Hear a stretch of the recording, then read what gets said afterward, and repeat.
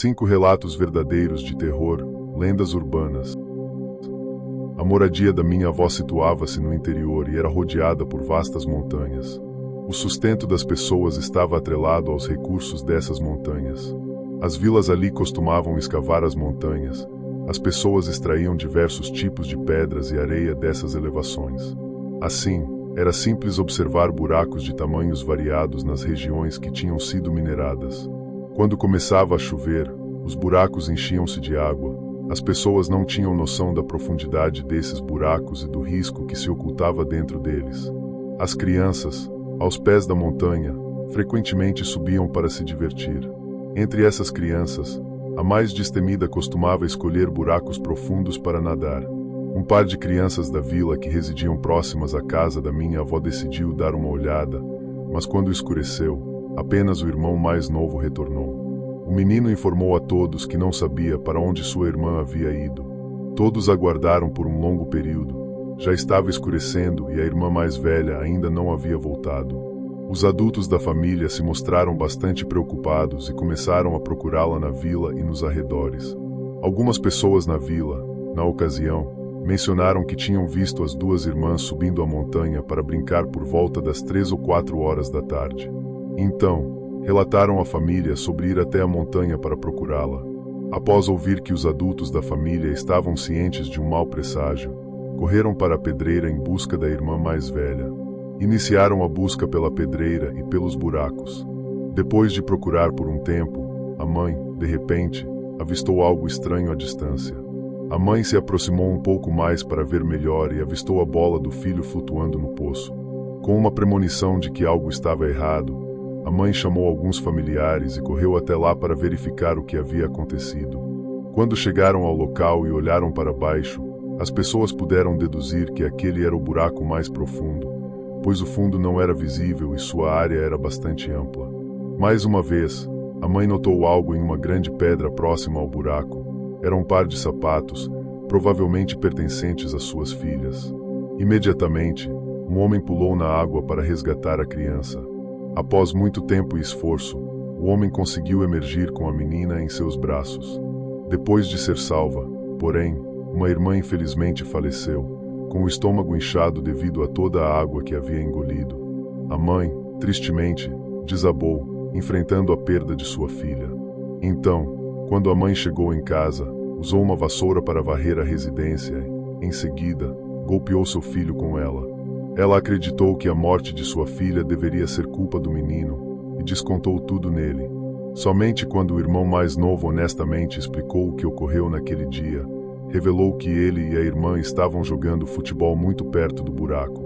A bola foi chutada para fora e a irmã não conseguiu pegá-la. Ela caiu no buraco. O irmão mais novo hesitou em se aproximar demais por causa do aviso da mãe, então implorou para que sua irmã fosse até a água pegar a bola. A irmã mais velha viu isso e não sabia como reagir, então teve que entrar na água para pegar a bola. Como resultado, a irmã escorregou e caiu. Infelizmente, ela não sabia nadar. A irmã mais velha desapareceu, e o irmão mais novo na praia não estava mais presente. Naquele momento, o irmão mais novo ficou tão apavorado que correu para casa sem se atrever a contar a verdade. Após vivenciar esses acontecimentos, os buracos nas montanhas tornaram-se locais perigosos. Os adultos da vila frequentemente advertiam as crianças para não brincarem perto dos buracos. Eu estava apenas na 5ª série do ensino fundamental, durante as férias de verão, quando minha mãe me permitiu ir para a casa da minha avó brincar. Sempre que ela me via saindo, minha avó constantemente me dizia para não subir a montanha e não me aproximar da pedreira. Eu estava em uma fase travessa e brincalhona. Como eu poderia escutar os conselhos da minha avó? No início, eu apenas lançava pedras na água, mas logo percebi que um daqueles buracos era tão profundo que, quando uma pedra era atirada nele, não se tornava mais visível. Joguei uma após a outra e, dessa vez, com bastante força. Na água, de repente, avistei uma carpa vermelha especial, com um corpo muito grande. Não pensei muito nisso, mas pensei que queria pegar o peixe, então entrei na água. Enquanto isso, tentei o meu melhor para seguir em frente, mas ainda não consegui pegar aquele peixe. Mesmo assim, não desisti e continuei tentando. Infelizmente, Meu pé escorregou e meu corpo começou a afundar na água. Meu corpo afundou mais, e eu não conseguia nadar, apenas lutava instintivamente, mas quanto mais me esforçava, mais fundo afundava. Após um tempo, não consegui mais nadar. Naquele momento, comecei a engolir muita água e, gradualmente, isso me oprimia, e minha respiração começou a falhar. Enquanto eu afundava, quase senti como se estivesse prestes a morrer. Então, tive a sensação de que alguém me segurava. Eu vi vagamente que era a forma de um gol, e de repente algo milagroso aconteceu. Fui puxado para fora da água. Fiquei tão aliviado e rapidamente subi à terra. Depois de olhar para trás, vi que ela havia desaparecido. Eu estava realmente confuso e não sabia o que havia acontecido. Meu avô e minha avó apareceram de repente, e então ouvi minha avó dizer que, quando estava em casa, teve uma premonição de que algo ruim havia acontecido comigo. Então, ela veio me procurar. Para não ser repreendida, menti para minha avó, dizendo que estava apenas saindo perto do buraco quando uma garota puxou minha perna para baixo e quase me afoguei. Como consequência, meus avós não me repreenderam, mas apenas me confortaram, dizendo que eu ainda tinha muita sorte. Caso contrário, teria sido derrubado pelo desejo de ocupar o lugar dela e ser um fantasma pelo resto da minha vida. Embora muitos anos tenham se passado, eu ainda não tive a chance de contar a verdade a ninguém. A verdade que escondi por tanto tempo. Tudo que eu queria era agradecer a garota que me salvou e pedir desculpas por tê-la culpado, bem como por toda a tragédia que ela teve que suportar. Essa foi uma história real aterradora que aconteceu com minha família. Na ocasião do aniversário da minha avó, meus pais me levaram para casa para visitá-la e parabenizá-la. Minha avó não gostava da agitação da vida na cidade, então voltou para sua cidade natal há 10 anos e residia na mesma casa com minha tia. Minha avó tinha 90 anos, mas ainda era muito perspicaz. Nossa extensa família teve uma celebração de aniversário muito aconchegante, mas então algo terrível aconteceu naquele dia. Tarde da noite, meus pais e eu fomos organizados para dormir no quarto ao lado. Fui alocado em um quarto separado. Enquanto dormia, ouvi uma comoção do lado de fora da casa. Ouvi minha tia gritar do lado de fora, mas, naquela hora, como estava muito sonolento, não prestei muita atenção. Os gritos aumentaram. Após um tempo, ouvi o alvoroço de muitas pessoas do lado de fora. Então, me preparei e tentei olhar para ver o que acontecia. A sonolência continuou a me atingir, mas ignorei e permaneci deitado para dormir. Pretendi perguntar aos meus pais na manhã seguinte o que havia acontecido, porque dormir era a coisa mais importante naquele momento. Quando amanheceu, fui acordado pelo canto dos pássaros. A paisagem no campo era realmente diferente da cidade. O vento fresco também me proporcionou um sono muito melhor.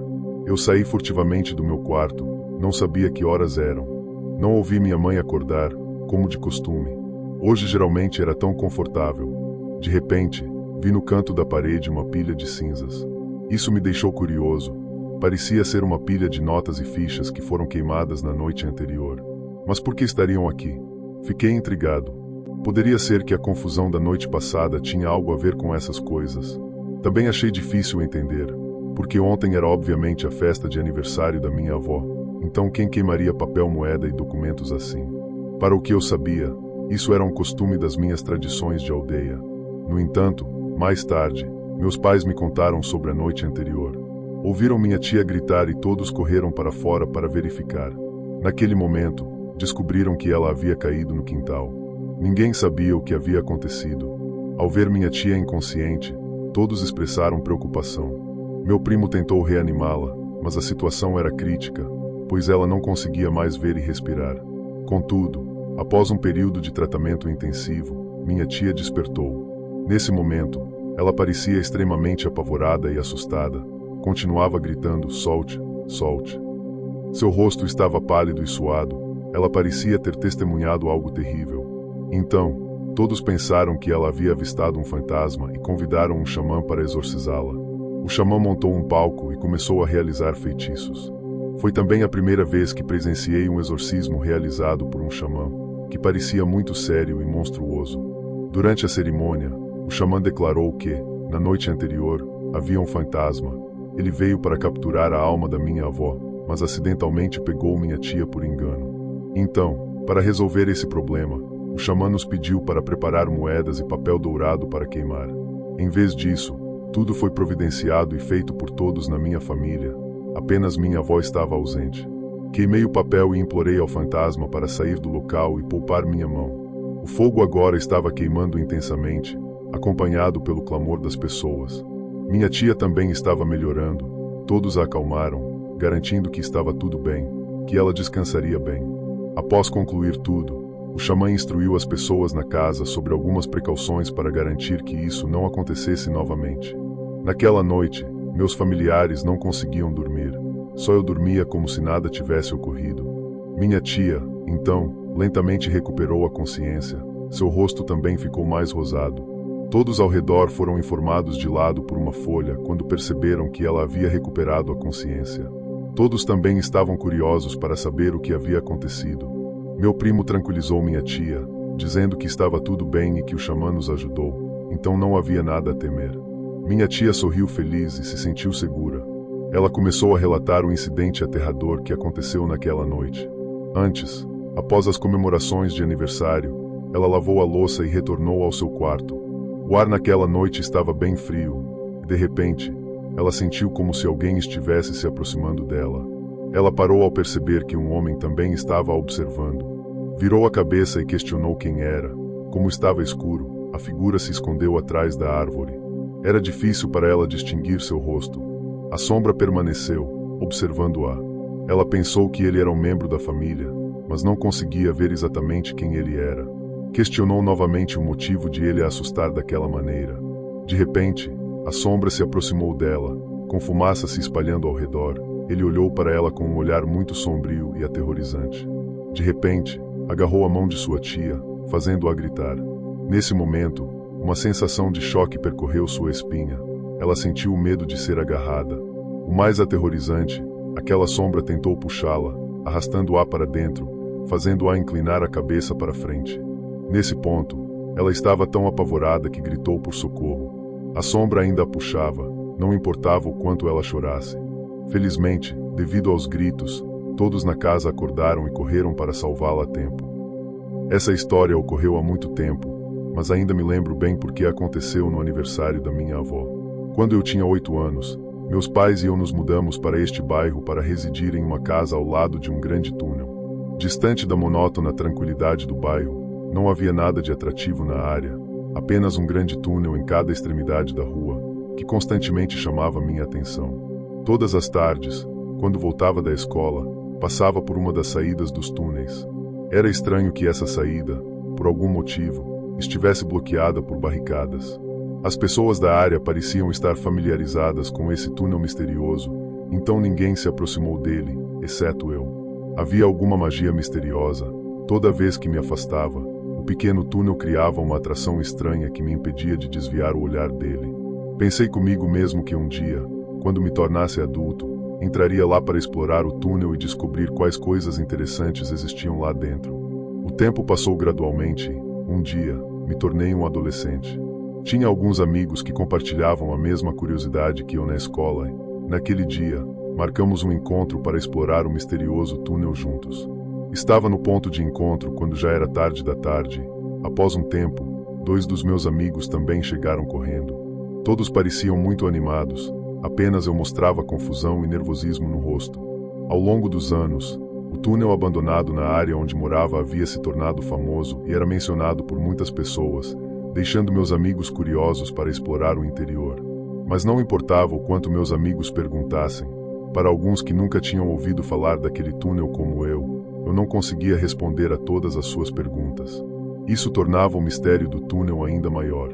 Intensificamos, discutimos e esperamos até que estivesse muito escuro para entrar no túnel. Começaríamos pela entrada que estava bloqueada com barras de ferro, pois achamos que era o lugar mais enigmático de todos. Como planejado, todo o túnel estava mergulhado na escuridão. O frio ao redor deste túnel misterioso se tornava mais evidente. O lugar também era onde iniciamos o interior do túnel. Quando ficamos em frente à barricada, percebemos que era mais alta que a cabeça de um adulto. Contudo, entrar não foi difícil, então decidimos adentrar no túnel e ir mais longe. Um por um, todos nós escalamos as grades altas e nos apoiamos. Em alguns momentos, todos estavam parados. A entrada dentro do túnel era de uma cor escura, enigmática e atraente. Não havia luz lá dentro, apenas as luzes da rua que nos mostravam o caminho. O som de passos ecoava pelo túnel, acompanhado pela voz de cada pessoa do grupo. Eles faziam o ambiente ainda mais frio e inquietante. Entramos com nossos celulares em mãos para registrar todas as cenas. Esperávamos fazer um vídeo repleto de atrações e coisas interessantes. Conforme íamos mais fundo, o som do vento soprando de dentro nos fazia sentir frio. Quanto mais adentramos, mais alto se tornava o vento misturado com um som parecido com o motor de um trem. Começamos a olhar para as telas, assustados e preocupados, porque não sabíamos de onde vinha o som. Meu amigo pensou por um momento, então começou a analisar.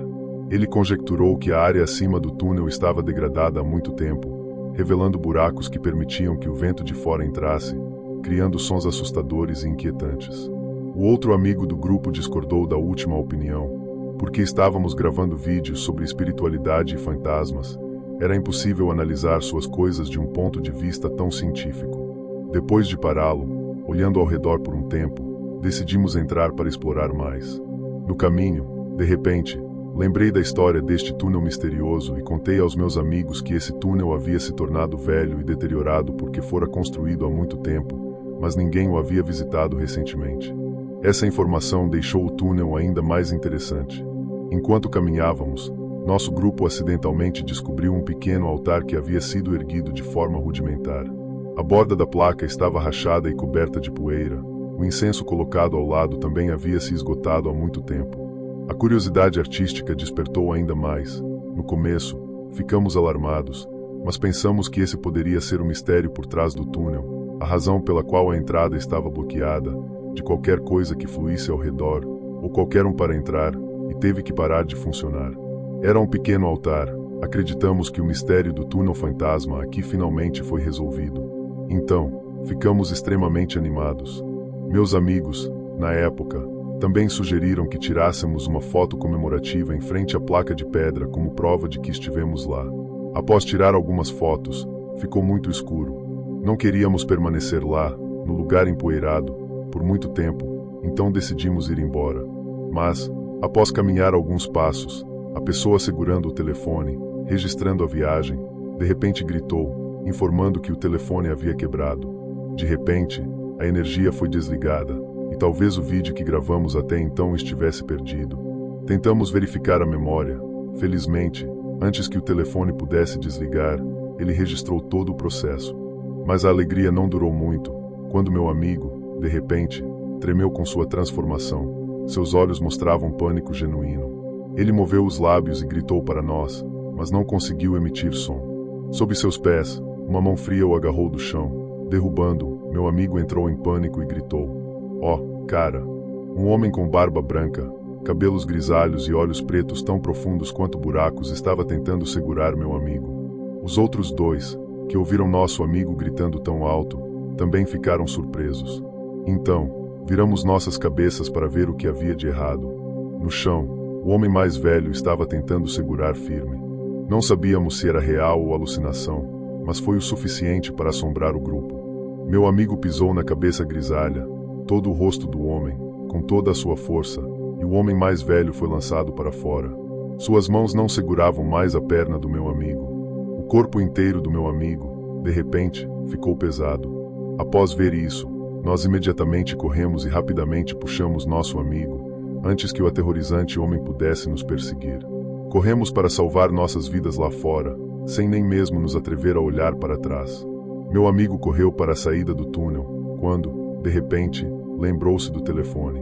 Então, ele estava prestes a se virar, mas não conseguiu avistar o telefone. Em vez disso, viu um homem caindo no chão a uma curta distância de onde ele conseguiu agarrar meu amigo. Nós três testemunhamos isso e corremos apavorados. Nossas vozes ressoaram e todos na vizinhança ouviram falar dele. Corremos para escalar a cerca para escapar. Algum pressentimento me disse que, desde que passássemos por essa barreira, nosso grupo estaria seguro. Após sair da cerca, não me esqueci de olhar para dentro do túnel para verificar se o que havia acontecido era completamente real. O túnel, mais uma vez, espalhou o mistério para o mundo exterior, com sua cor escura e fria, mas desta vez eu vi olhos tão brilhantes quanto faróis, olhando ferozmente em nossa direção e emitindo risadas macabras. Mais tarde, aprendemos a história do túnel fantasmagórico. No passado, este túnel era utilizado para trens. Os trens circulavam incessantemente de uma estação a outra, então originalmente estava vazio de pessoas. Até que um dia, novamente, um cidadão sofreu um acidente catastrófico aqui enquanto estava atualizando o túnel, movendo-se lentamente. Então, quando o trem chegou, ele não teve tempo de sair do caminho. Como resultado, o trem colidiu com o homem, causando sua morte. Em direção à saída do túnel, enquanto a outra metade de seu corpo caiu na ferrovia à frente, porque o trem estava indo muito rápido e não conseguiu parar a tempo, atravessou o corpo do homem mais velho, despedaçando sua metade inferior, o que causou esse acidente. O trem parou de funcionar, mas sua alma ainda permaneceu lá. Muito mais tarde, após a construção de um altar para ele, sua alma não conseguiu escapar. Assim, as pessoas bloquearam a entrada do túnel para evitar circunstâncias infelizes. Minha mãe uma vez me contou uma história aterrorizante sobre meu tio. Ela disse que, após o incidente, meu tio deixou o país para trabalhar longe e não voltou por vários anos. No ano em que houve uma pequena fábrica que produzia principalmente alimentos enlatados em nossa aldeia, meu tio era operário de fábrica na época e ele era o responsável por enviar e entregar mercadorias para asiáticos todos os dias. Ele também tinha que realizar o trabalho de carregar e descarregar mercadorias, dirigia o carro para entregar as encomendas. Embora o trabalho fosse muito difícil e o salário baixo, era melhor do que ter que trabalhar longe e deixar a pátria. Então ele ainda aceitou fazer esse trabalho árduo.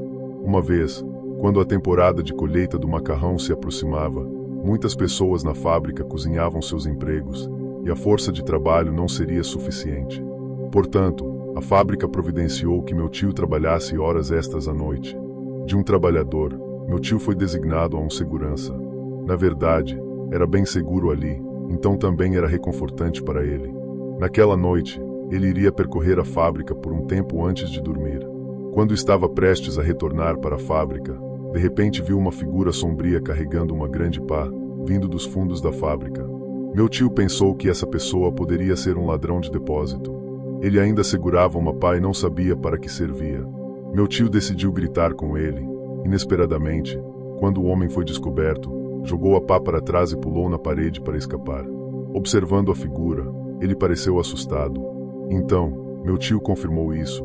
Ele pode ter sido um ladrão. Ele correu para a parede, mas o ladrão era muito rápido. Ele conseguiu fugir num piscar de olhos. Meu tio, naquela época, estava em perseguição, mas teve que ficar de pé, cuidando da fábrica também. Então, ele silenciosamente repreendeu o ladrão estúpido e voltou ao seu trabalho. Ouvi dizer que meu tio tomou uma pequena bebida naquela noite. Era seu hábito quando algo não ia bem. Por causa desse incidente com o ladrão, ele não ousava dormir tranquilo. Inesperadamente, no meio da noite, ouviu um barulho estranho do lado de fora da porta. Parecia que alguém estava falando com ele. Quando abriu os olhos, viu uma figura parada em frente à porta. A voz não era muito alta, então não estava claro o que a pessoa estava dizendo, mas eram algumas palavras que pareciam estar chamando o nome de alguém. Meu tio pensou que alguém tinha vindo vê-lo, porque geralmente havia vários outros trabalhadores na fábrica fazendo horas extras, mas desta vez parecia muito com uma mulher. Talvez a esposa de um comando de palavra conformado, mas essa pessoa era muito diferente. Ele se perguntou se alguma mulher poderia vir vê-lo no meio da noite. Não conseguiu evitar ficar curioso, então se levantou e foi até a porta. Quando abriu a porta, a mulher diante de seus olhos era muito assustadora para meu tio. Ela era definitivamente uma mulher, mas não tinha corpo. A cabeça pairava no ar, seu cabelo era verde e parecia felpudo. Ela era claramente um espírito. Meu tio ficou atordoado por muito tempo. Finalmente, recuperou os sentidos e soltou um grito estrondoso. Embora tivesse consumido álcool, ele ficou sóbrio imediatamente, como durante o dia. Porém, depois de gritar e berrarem, ele não sentiu que o fantasma pretendia matá-lo. A cabeça do fantasma não o atingiu como ele pensou que faria. Em vez disso, apenas pairou diante dele, movendo a boca e exibindo dor e lágrimas escorrendo pelo rosto, como se implorasse. Mas meu tio não conseguiu ouvir o que ela disse. Após um tempo, a mulher virou a cabeça. Meu tio só conseguia ver o longo cabelo negro. Então, ela caiu em direção ao fundo da fábrica. Momentos depois, desapareceram no canto da oficina. Parecia que ela queria mostrar algo ao meu tio. Ele geralmente era tímido, mas naquele instante seus pés pareciam desobedientes. Automaticamente, ele a seguiu. Ou a cabeça, nesse caso, relutantemente, ele seguiu a cabeça desta mulher. E, ao olhar, viu um beco estreito nos fundos da área da fábrica, cercado por grandes muros. O lugar era onde o lixo era acumulado, cascas de vegetais, cascas de ovos, ossos da fábrica eram empilhados como colinas. No calor do cume, se transformavam em humus, exalando um mau cheiro. Meu tio não se atreveu a fazer nada naquela noite. Apenas observou por um momento e depois foi para seu quarto dormir. Até o amanhecer, não foi até a manhã seguinte, quando alguém veio à fábrica para trabalhar, que meu tio encontrou uma pá e levou todos para o depósito de lixo, pois imaginou que a cabeça de uma mulher morta foi retirada do depósito. Ele rapidamente chamou a polícia e eles isolaram a cena, com a fábrica temporariamente fechada para a investigação.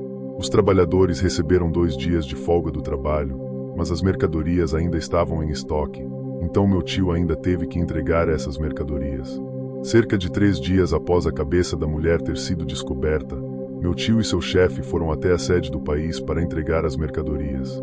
Pouco depois de saírem da fábrica, avistaram um grande grupo de pessoas reunidas na margem do rio, cercadas por muitos policiais que estavam investigando algo. Por curiosidade, estacionaram o carro ali próximo e foram até a multidão perguntar o que estava acontecendo, pois descobriram que uma pessoa que estava se exercitando pela manhã encontrou o corpo de uma mulher flutuando no rio. A polícia estava trabalhando para recuperar o corpo. Após o corpo de uma pessoa ser recuperado do rio e colocado na margem, estava inchado e podre, mas especificamente não tinha cabeça. Meu tio ficou com o coração pesado. Olhando para trás, percebeu que a expressão do chefe não estava bem sobre isso. Após ver o corpo daquela maneira, o coração do meu tio teve uma premonição ruim. Mais tarde, ele estaria certo, porque seu chefe era o culpado deste caso e foi preso e condenado por assassinato. Acontece que o chefe do meu tio teve um caso e engravidou esta mulher. Como ela ameaçou sua reputação e também seu status, ele decidiu fazer uma coisa muito má e matá-la por decapitação. Cidade, algo ruim aconteceu com ela. Agora, quando penso nisso novamente, ainda me sinto apavorado. Minha esposa e eu trabalhamos na cidade longe de casa por muitos anos. Tem sido mais de 2 ou 3 anos desde que tive a oportunidade de retornar à minha cidade natal para visitar meus pais. Meus pais ficaram muito felizes em nos ver. Eles também estavam contentes em ver que sua neta agora está crescida. As coisas mudaram bastante. A casa em que meus pais moravam originalmente tinha 2 cômodos. Quando voltamos, o do lado leste estava sendo reparado e reformado. Desta vez não havia espaço para ficarmos. Minha mãe iria se mudar para a casa do meu avô, mas eu pedi a ela para nos deixar ficar lá, porque não teríamos que ficar por muito tempo. Nossa família não se via há muito tempo, então estávamos conversando e nos divertindo. Depois disso, deixei minha filha sair com os avós por um tempo. Enquanto isso, mudei meus pertences para a casa do meu avô. Meu avô morava lá e ele faleceu há muitos anos, então a casa estava desocupada.